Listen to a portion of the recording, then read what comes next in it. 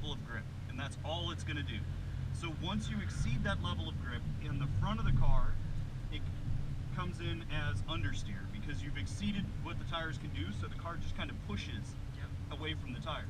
In the rear, it's oversteer. You've gone too far, and then the tires start to slide this way.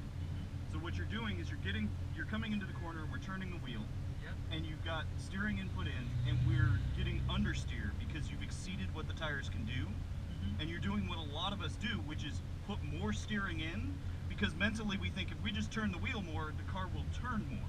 But the problem is it doesn't work that way. Once you've exceeded the grip of the tires, and the car's understeering and pushing out like that, if you keep putting more steering in, you're going to make the problem worse and worse and worse until the car slows down enough to actually regain grip, and then it will go around the corner. So two things. One, and this is more something just to practice like every day between now and when you come back, if you just put your hands here on the wheel, you know, both hands on the wheel there, just drive the car every day, you know, when you're driving, drive it like that and see how much you can steer. Because you can take the car like this, you can turn the wheel like this, and you can get your arms all the way to here, and you can do, you can do almost this entire track just like that without ever taking your hands off the wheel. The advantage to doing that is twofold. One, if something goes horribly awry, you know if you straighten your arms out, the car is going to be pointing forward. Secondly, you know exactly how much steering input you have in, so you don't get into the situation that you're in where you've got all that steering input, car's not turning, so you just keep turning the wheel. So what happens is when you get to that point that you've lost the grip of the front of the car and you feel it pushing out like that, it's counterintuitive, but what you want to do is you actually want to unwind the steering wheel or back out the steering that you have in. Because what you're going to do is by doing that, you've taken the tires that are here, you've gotten them back to this, then they'll start to grip again, then you can steer back in. So you have too much steering, you're pushing on the front, you take that out, you get your grip back, then you turn back in. And it's not, you know, straighten the wheel straight out and let it re-grip. It's just rather than continue turning the steering wheel this way, just let it out a little bit, and then obviously you're going to have to slow down to get the car to do what you want it to do, and then put the steering back in. But so is that because entering the corner is still too fast? It's partly that you're entering too fast. It's also that because you're not, when you drive like this, you have your hands on the wheel, you know exactly how much steering input you have in. So it's really easy to go up to one of these corners and go, last time I went through this corner, I had my hands here. And that's how much steering input I need. I'm going a little faster, I might need a little more, or I might need a little less, but you know exactly how much you have. What you're doing is going in and we're turning the wheel, you have no idea how much steering input you have for that corner, you have more than you need for the corner, and then the front end just starts pushing, and then we just start giving more and more steering input, making the problem worse and worse. So when you come up to those corners, especially the tight ones, don't just kind of throw the steering wheel around when you get up to it. Start into it and just go in and figure out how much, figure out how much you need. Yeah, sometimes I know how to do this, but sometimes it's hard. On a lot of the course you were really good. It's mainly, we've got 3 or 4 hairpins on this one. And it's when you come up to the hairpins, you've got so much steering input in, the car can't grip, and then you just keep putting more and more in and slowing the car down, and it's like you'll get the grip back once the car is slowed down enough. So it's not that you're understeering, it's that you're actually putting too much steering in and the tires can't handle it. It's common. It happens all the time with people, especially with people who are new to this. Logically, it just seems like if it's a corner that's that tight, especially on the hairpins, you just want to put a whole bunch of steering in. But you don't need that much, and if you put in too much, it makes the problem worse rather than better.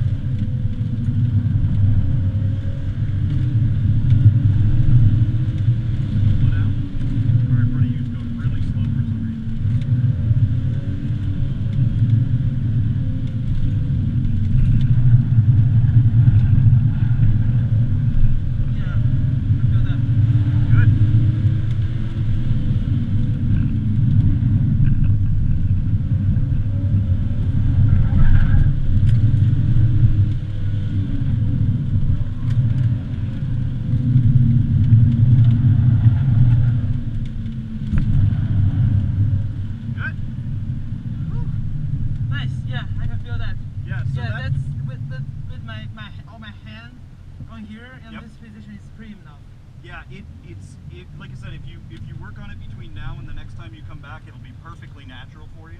Right now, it's a little weird, but you're doing really well. But you noticed there, once you started, you got to that point and the car started to understeer a little bit, Yeah, and you just backed it out. It's just a little bit that you need to back it out and then feed it right back in, and it goes back to working the way that you want. Yeah.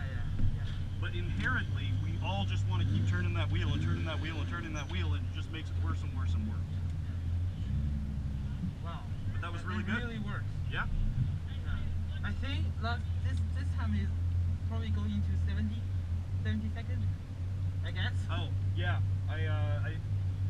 Yeah, because last time when I did 71, there was at least 3 to 4 oversteer where I go into the corner with a lot of steer, the car almost stopped, and then I go back to first gear and turn it away. Yep.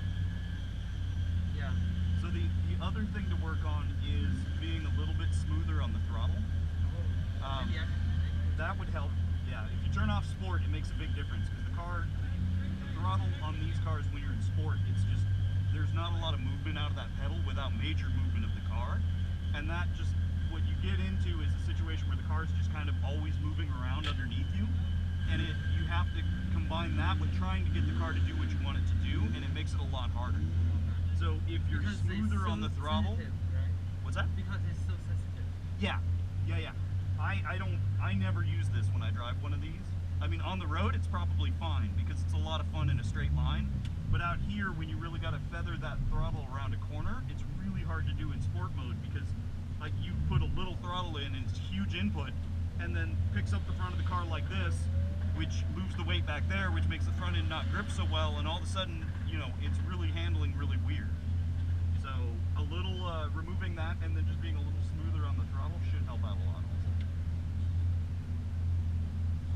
You can think of it really, I tell people we're not driving cars, we're practicing physics at high speed. You know, and the car wants to stay planted and settled, and the more you can do, the less you upset the car, you know, turning or anything else is the fastest it's going to go. Meaning if we came out here and we just drove in a straight line, you could go as fast as this car could go. As soon as you start turning the wheel and start changing the balance of the car, it's going to affect how fast you can go. Yeah. So we want to keep the car as stable and as planted and as smooth as possible to go as fast as possible. And that means that we got to be careful with our inputs on the throttle, inputs on the brake, you know, inputs with the steering wheel. Everything needs to be slow and smooth to keep the car as planted as we can.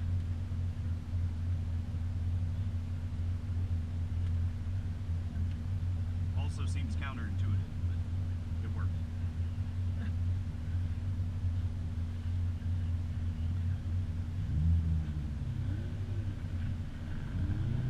Do you drive it today?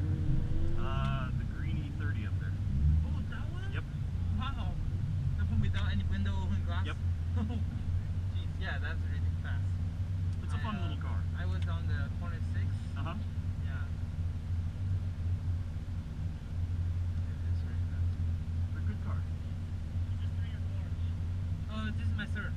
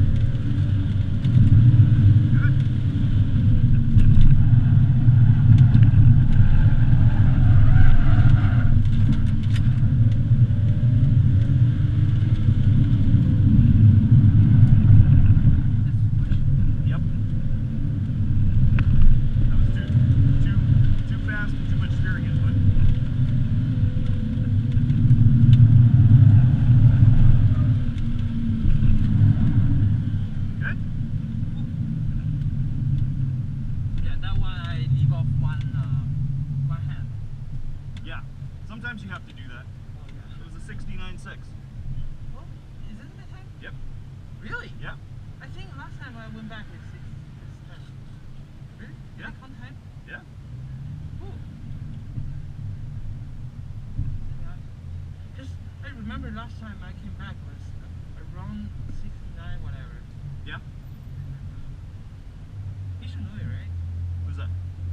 No, they're not announcing them. Okay. So it's just it Let's shows see up on this the one different. shows up on the timeline as you come through. But that was good. Yeah. I go in 70. Yeah. And I'm on the just basic summer tire. Yeah. Continental. Yep. They're loud, but they seem to grip pretty well. Mm-hmm. Yeah.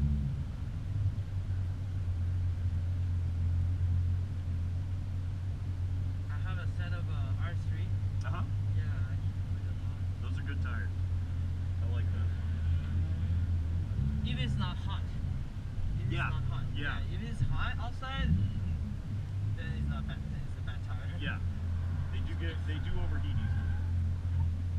Slide it everywhere. Whoa.